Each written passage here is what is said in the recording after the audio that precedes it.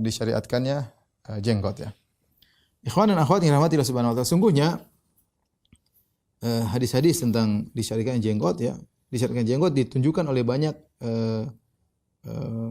dalil ya. Al-Qur'an menunjukkan, kemudian hadis-hadis menunjukkan, kemudian ijma' ulama ya,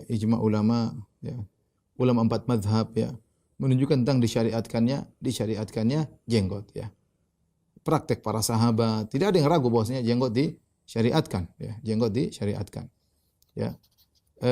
Adapun hadis-hadis Nabi sallallahu alaihi wasallam ya, banyak ya. Di antaranya seperti sabda Nabi sallallahu alaihi wasallam, "Khaliful musyrikin waffirul liha wa ahfuz syawarib." Kata Nabi sallallahu alaihi wasallam, selisilah orang-orang musyrikin dan biarkanlah jenggot kalian dan cukurlah kumis kalian.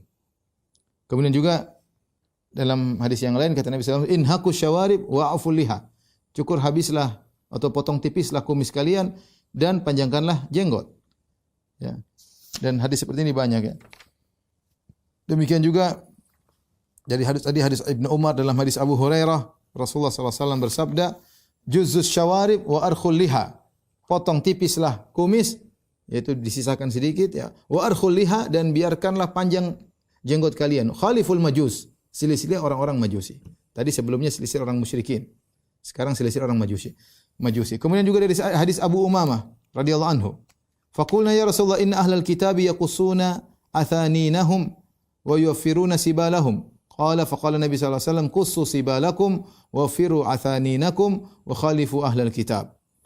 Sahabat berkata, ya Rasulullah, sungguhnya ahlul kitab mereka memotong pendek jenggot mereka dan mereka memanjangkan kumis mereka. Maka Nabi berkata, kebalikan, ya, cukur kumis kalian dan panjangkanlah jenggot kalian. Khalafu ahlul kitab.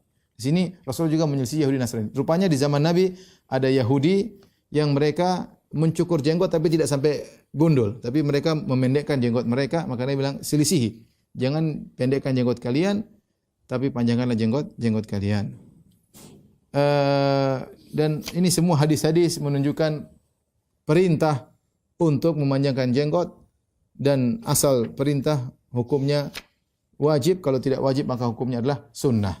Ya, kalau tidak wajib maka hukumnya sunnah. Maka hukum memelihara jenggot tidak keluar dari wajib atau sunnah. Tidak keluar dari wajib atau sunnah. Tetapi ada nukilan ijma' para ulama bahwasanya kalau jenggot dicukur habis hukumnya haram. Ya.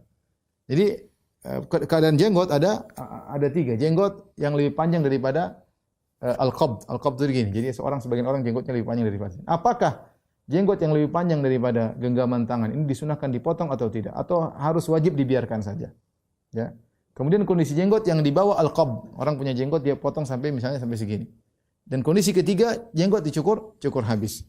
Jenggot dicukur habis. Ya. Intinya bahwasanya jenggot adalah sunnah. Ya. Usahakan kalaupun seorang belum bisa menjalankan sunnah tersebut, ya, maka jangan dia gundul jenggotnya. Tetap ada jenggotnya ya, dan berusaha lebih daripada 1 genggam. Ya. Kalau dia tidak mampu ya, maka jangan digundul ya. Bukan malah sebaliknya kemudian mengejek orang berjenggot ya.